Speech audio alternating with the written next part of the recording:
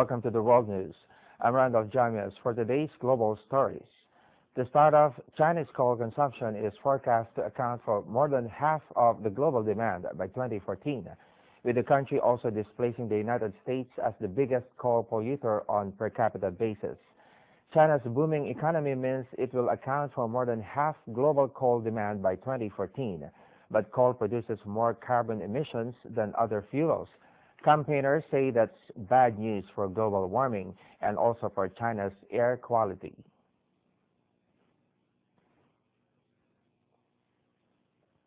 Climate change is not only a global issue. If in fact a China issue, China is a major reason for climate change, and China is also the biggest victim. The total investment in environmental production will reach 3.4 trillion yuan during the 12th five-year plan period, so indicating that the government is really place great emphasis on the environmental protection. China is facing international pressure to wean itself off coal and invest more in cleaner technology, including renewables. And there is some hope with the country investing over $500 billion from this year until 2017.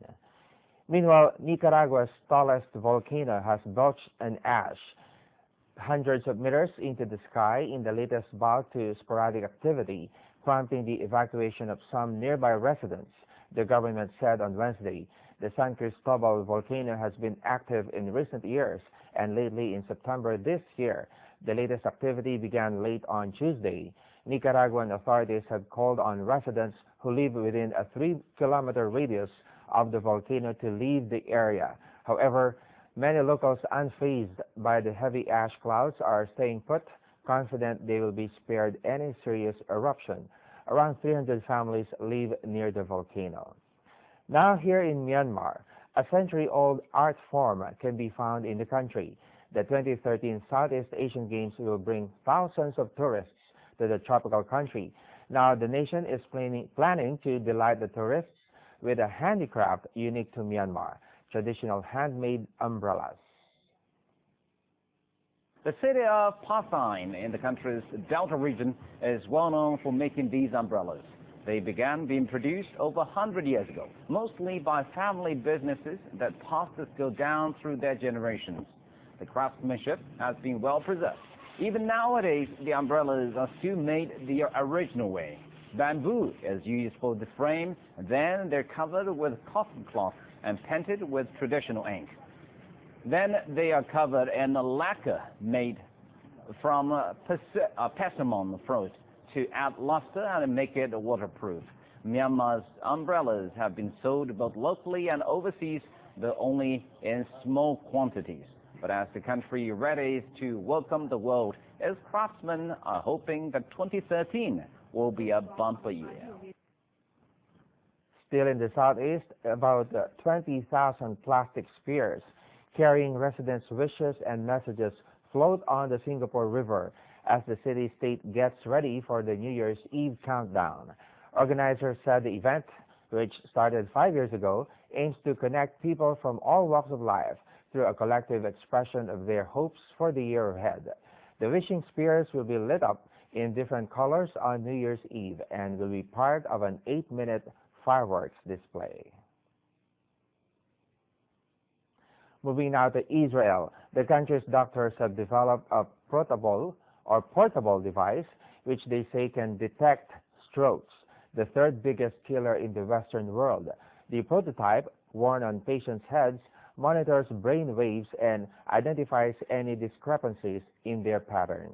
Jim Jury with the story. Professor Nathan Bornstein believes this portable head device could help doctors prevent strokes, the third biggest killer in the Western world. Bornstein is vice president of the World Stroke Organization. He says the prototype, made by Israeli startup Neurokeeper, could save lives.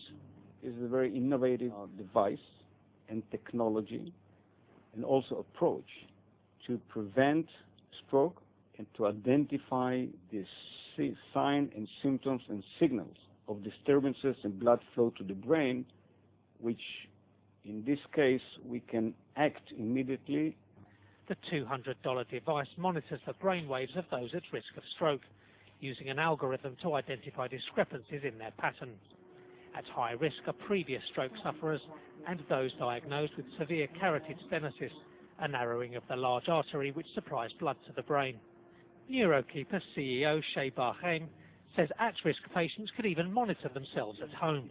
Our device detects automatically a stroke event and alerts either in the home environment the patient himself or his family, or in the hospital environment the medical staff, of a potential ischemic attack, and allows the patients to get to the hospital early and get treated early.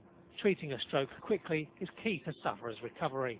Survivors can undergo years of therapy to regain brain function lost after an attack.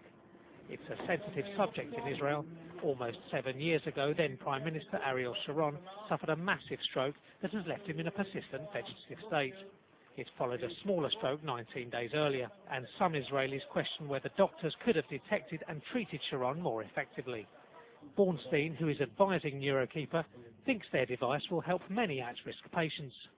In very high-risk subgroup of patients, it will be a breakthrough device that may help us, the physician, as well as the patient, of course, to identify all these unnecessary events. Neurokeeper are planning a large-scale clinical trial. If successful, they hope it will be licensed within 2 years. Let's turn to Germany in the capital, Berlin. Christmas the world over has more than its fair share of calories, and after the festival there's often a dawning realization that pain may have to follow the pleasure in order to get back in shape. In Berlin, the roast goose digestive race is a Christmas tradition. This year, once again, hundreds of locals took a leisurely jog through the Grunewald to burn off some holiday cheer. But it may all have been in vain. There was yet more chocolate and mulled wine waiting at the finishing line.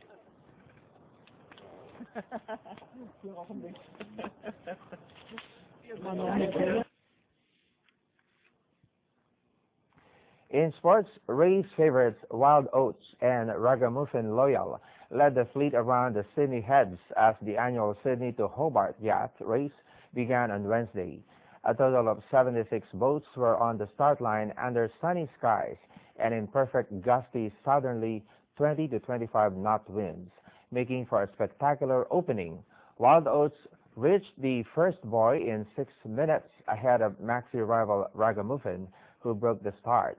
Wild Oats led out of the harbor and had opened up a 2-minute gap to Ragamuffin at the sea mark, with Blackjack third.